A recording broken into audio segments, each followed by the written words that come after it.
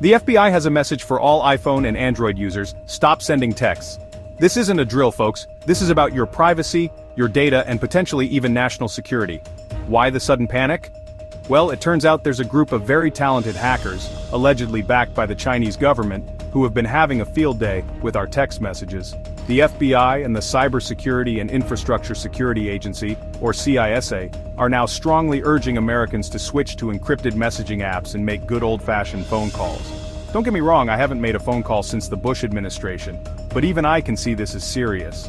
It all boils down to this. When you send a text message, especially between different types of phones like Android and iPhone, it's not as secure as you might think.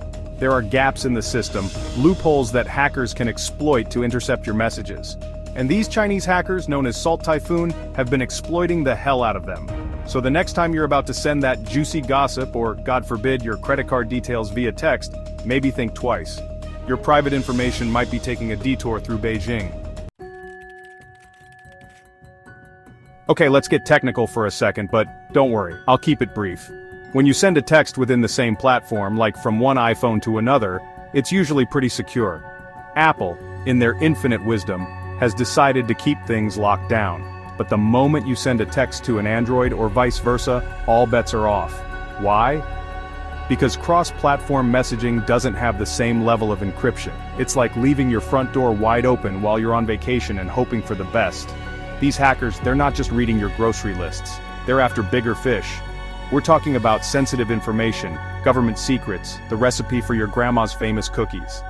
And the worst part is, you'd never even know it was happening. These attacks are silent, invisible, and incredibly effective. It's enough to make you want to ditch your smartphone and communicate through smoke signals. Now let's talk about these Typhoon hackers. They're not your average basement-dwelling teenagers. This is a sophisticated operation, allegedly backed by the Chinese Ministry of Public Security. And they haven't been messing around. They've infiltrated at least 8 major US telecom companies, including big names like AT&T, Verizon, and Lumen Technologies. They've been stealing metadata, which is basically information about your calls and texts, from millions of Americans.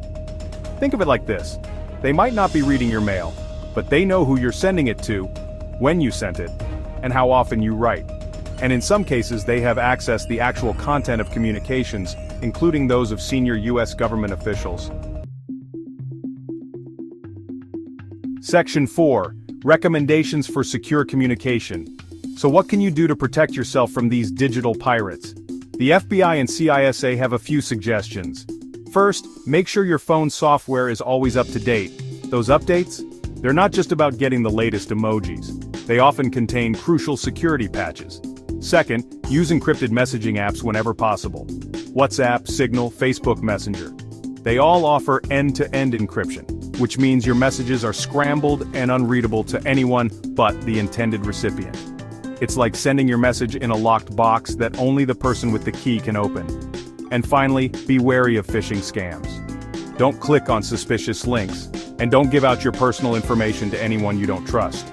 Remember, in the digital world, knowledge is power, and a little bit of caution can go a long way. Section 5. The future of secure messaging. The good news is that the future of messaging might be more secure. There's a new technology called Rich Communication Services, or RCS, that's set to replace traditional SMS. And the even better news is that RCS is supposed to have end-to-end encryption. The problem is it's not here yet. The big players, Google and the GSMA, have promised to roll out encryption for RCS, but they haven't given us a firm date. And Apple, as usual, is keeping quiet about the whole thing. So for now, we're stuck in this digital Wild West where our privacy is constantly under threat.